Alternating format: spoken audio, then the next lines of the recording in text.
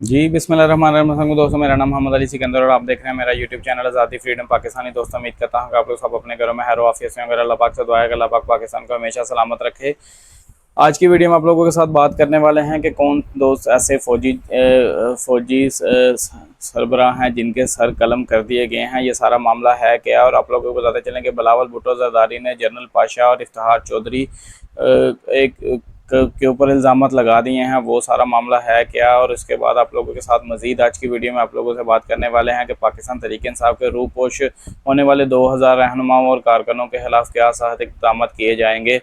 तो ये अहम फैसला जो है वो कर लिया गया है। तो बेसिकली आप लोगों के साथ आज की वीडियो में ये सारी मामला जो हैं वो शेयर करेंगे। तो आप लोगों के साथ सबसे पहले आप लोगों को बताते चलेंगे कौन दो ऐसे फौजी जर्नैल हैं जिनके जिनके सर जो हैं वो कलम कर दिए गए हैं, फौजी अफसरान के सर कलम कर दिए गए हैं। ये सारा मामला है क्या, तो आप लोगों को बताते चलें कि सऊदी अरब में बगावत के जुर्म में अदालत ने हुक्म पर दो फौजी अफसरान के सर कलम कर दिए हैं। सऊदी अरब मीडिया के मुताबिक पायलट लेफ्टिनेंट कर्नल मुजाहिद बिन मूसा और चीफ सार्जेंट यूनस बिन रज़ा, इन दोनों के सज़ाए मौत पर अमल दरामद कर दिया गया है। इनमें से एक पर फौजी गिरदारी का मुकदमा जारी था, जबकि दूसरे पर कौमी मफाद और फौजी खिदमत के एजाज़ात के तहफ़्फ़ुज़ में नाकामी का इल्ज़ाम साबित हुआ था, जिसके ऊपर इन दोनों के सर जो हैं वो कलम कर दिए गए हैं।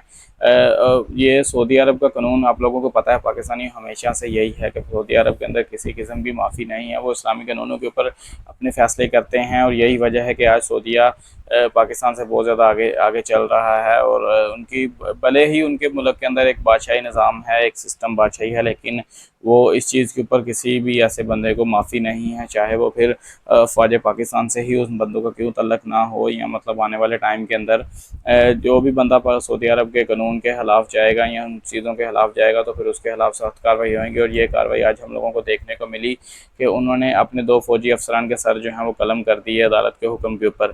खैर आगे चलते हैं, आप लोगों को बताते चलें कि बिलावल भुट्टो जरदारी साहब ने जो इल्ज़ाम लगाया है जनरल पाशा के ऊपर और इफ्तिखार चौधरी के ऊपर के एक सियासी जमात ने पंजाब में पीपल्स पार्टी के खिलाफ साजिश की। अब ये सारा मामला बेसिकली है क्या, बिलावल भुट्टो साहब ये सारे मामले के ऊपर किस तरह से बात करते हैं, तो आप लोगों के साथ शेयर करते चलें कि पाकिस्तान तहरीक इंसाफ पाकिस्तान पीपल्स पार्टी के चेयरमैन बिलावल भुट्टो जरदारी और पाकिस्तान पीपल्स पार्टी के चेयरमैन बिलावल भुट्टो जरदारी और साबिक वज़ीर हारजा बिलावल भुट्टो जरदारी का कहना है कि जनरल पाशा और इफ्तिखार चौधरी ने एक ऐसी सियासी जमात ने 2013 में साजिश करके पीपल्स पार्टी को पंजाब से बाहर निकाला। अब 2013 की ये बात कर रहे हैं बिलावल भुट्टो जरदारी साहब। तो ये बेसिकली 2013 में कौन सी ऐसी जमात है जो बिलावल भुट्टो जरदारी साहब या पाकिस्तान पीपल्स पार्टी को पंजाब के अंदर पंजाब से बाहर निकाला था। 2013 में तो पाकिस्तान मुस्लिम लीग नवाज़ जो है वो इक़्तिदार में थी।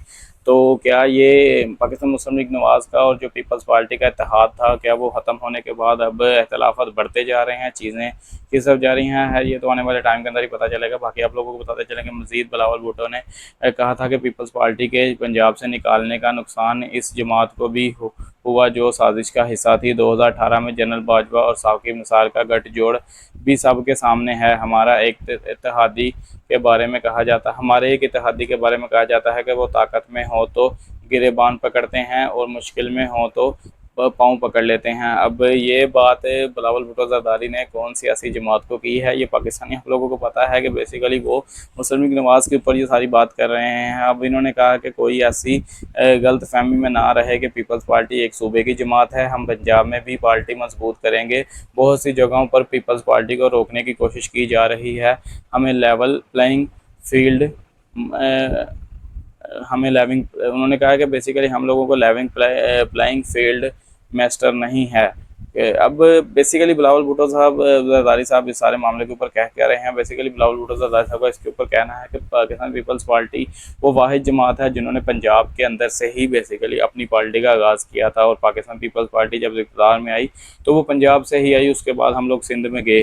और उन्होंने कहा हमारे इत्तेहादी जमात है, जब वो ताकत में होती है तो वो हम लोगों के गरेबान पकड़ने की बातें करते हैं। वो बेसिकली इस चीज़ के ऊपर वो तंज कर रहे थे शबाशी साहब को, क्योंकि शबाशी साहब अक्सर अपने जलसों के अंदर ये कहते रहे हैं कि वो पाकिस्तान पीपल्स पार्टी के सदर आसफ अली जरदारी साहब का गिरेबान पकड़ के वो सिंध की सड़कों के ऊपर और कराची की सड़कों के ऊपर घसीटेंगे।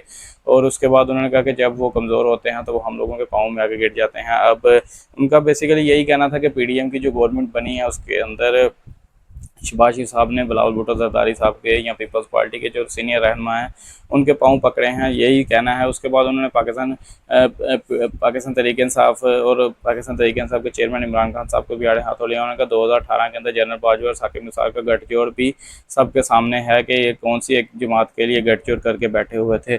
अब बिलावल भुट्टो जरदारी साहब ने मुस्लिम लीग नवाज़ और पाकिस्तान पीपल्स पार्टी के सरबराह चेयरमैन बिलावल भुट्टो जरदारी ने मुस्लिम लीग नवाज़ और पाकिस्तान तहरीक इंसाफ के ऊपर भी जो है वो मतलब तनकीद की है ये सारे मामले के ऊपर। अब देखना पड़ेगा कि क्या वाकई ही पाकिस्तान मुस्लिम लीग नवाज़ और पाकिस्तान पीपल्स पार्टी के गठजोड़ आने वाले टाइम के अंदर नहीं हो सकते, क्या दोबारा से इन दोनों जमातों का इत्तेहाद नहीं हो सकता, ये तो खैर आने वाले टाइम में ही पता चलेगा। अब आप लोगों को बताते चलें कि मज़ीद पाकिस्तान तहरीक इंसाफ के कौन से ऐसे 2000 जो कारकुन थे जिसके अंदर उनके लीडर्स उनकी मकामी लीडर भी थे कि जो मतलब रूपोश थे और उनके खिलाफ कौन से ऐसे सख्त इक़दाम किए जाएंगे, तो वो आप लोगों को बताते चलें कि पीपल्स पार्टी के पाकिस्तान तहरीक इंसाफ के रूपोश होने वाले 2000 रहनुमा और कारकुनों के खिलाफ सख्त इक़दाम किए गए हैं। अब अहम फैसला कर लिया गया है। अब कौन सा फैसला ऐसा कर लिया गया है आप लोगों को बताते चलेंगे। 9 मई के मुकदमात में मुलव्वस पाकिस्तान तहरीक इंसाफ के रूपोश होने वाले रहनुमा और कारकुनों के खिलाफ सख्त इक़दाम किए जाएंगे। अब आप लोगों को बताते चलें कि हुकूमत ने 9 मई के वाक़यात में मुलव्वस पाकिस्तान तहरीक इंसाफ के रूपोश रहनुमा के गिर्द घेरा तंग करने का फैसला कर लिया है, जिसके तहत सख्त इक़दाम किए जाएंगे। बताया गया है कि रूपोश पाकिस्तान तहरीक इंसाफ रहनुमा को न सिर्फ इख्तियारी डिक्लेयर कर लिया जाएगा, बल्कि इनकी जायदादें और असासे भी जो हैं वो जब्त कर लिए जाएंगे। इस हवाले से जॉइंट इन्वेस्टिगेशन में पेशरफ्त का जायज़ा लेने के बाद फैसला किया गया है। अब आप लोगों को इसमें मज़ीद आप लोगों को बताते चलें कि बताया गया है कि मुल्ज़मान को इख्तियारी करार देने के लिए पुलिस हकाम की हदायत जारी पुलिस हकाम को जो है वो हदायत जारी कर दी गई है। अब जलाओ गिराओ, हंगामा राई और अमलात को नुकसान पहुँचाने पर 13 मुकदमा दर्ज हैं, जिनमें पाकिस्तान तहरीक इंसाफ के साबिक वज़रा और रहनुमा समेत 2500 मुल्ज़मान नामजद हैं। 400 मुल्ज़मान गिरफ्तार और 2000 के करीब नामजद नामालूम अफराद रूपोश हैं। तफ्तीश SSP इन्वेस्टिगेशन की सरबराही में JIT कर रही है। इजलास में पंजाब की सतह पर केसेज पर पेशरफ्त और गिरफ्तारियों का जायज़ा लिया जाएगा और 9 मई मुकदमात में नामजद मुलव्वस मुल्ज़मान की बड़ी तादाद में आम गिरफ्तारी पर इजहार तफ्तीश का इजहार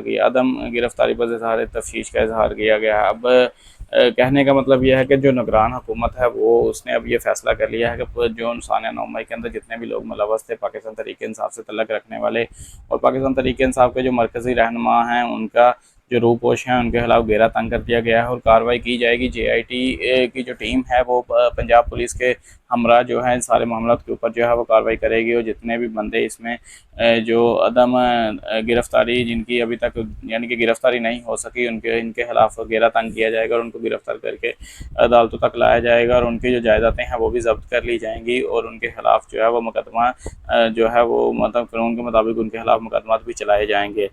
अच्छी बात है, करना चाहिए। 9 मई का सानिया एक ऐसा सानिया है कि जिसकी मिसाल पाकिस्तान में बिल्कुल नहीं मिलती और उस सानिया के अंदर जो भी बंदा मुलव्वस है, चाहे वो पाकिस्तान तहरीक इंसाफ से तल्लुक़ क्यों ना रखता हो या किसी भी सियासी जमात से तल्लुक़ क्यों ना रखता हो, आप हक़ाइक़ के ऊपर मबनी फ़ैसले करें और अगर वो बंदे के ऊपर वो सारे मामला के वो जितने भी फ़ैसले हैं अगर वो साबित होते हैं तो उनको जो है वो कानूनी कटघरे तक पहुँचाना जाना चाहिए। ये हर पाकिस्तानी की आवाज़ यही है और हर पाकिस्तानी इसके अंदर यही चाहेगा कि जो हम लोगों की हसास इमारतों के ऊपर जाके इस तरह से जलाओ गिराव करें या मतलब पथराव करें तो उनके ऊपर जाहिर सी बात है साथ से साथ कार्रवाई होनी चाहिए ताकि आने वाले टाइम के अंदर पाकिस्तान के अंदर अमन और इस्तेकाम के ऊपर कोई बंदा भी मतलब उससे पाकिस्तान के अमन और इस्तेकाम को ख़राब ना कर सके। और ये एक मिसाल बननी चाहिए उन लोगों के लिए जिन लोगों ने सानिया 9 मई के अंदर मुलव्वस थे, जो वो किसी भी सियासी जमात से तल्लुक़ है। हम लोगों को इस चीज़ से गर्ज नहीं है, आप लोग उनके खिलाफ़ कार्रवाई करें और जितना हो सकता है आप लोग उन लोगों के खिलाफ़ कार्रवाई करें और आने वाले टाइम के अंदर उन लोगों को उनको सज़ा दें और जो भी मामला हैं वो बेहतरी से हल करें। तो आज के व्लॉग में इतना ही। तो दोस्तों उम्मीद करते हैं आप लोगों को ये व्लॉग अच्छा लगा। चैनल पर नए हैं, चैनल को सब्सक्राइब कर लीजिएगा। अपना बहुत सा ख्याल रखिएगा, दुआ में याद रखिएगा। किसी नए व्लॉग में बहुत ही जल्द आप लोगों से मिलते हैं, तब तक के लिए मुझे दीजिए इजाज़त। अल्लाह हाफ़िज़।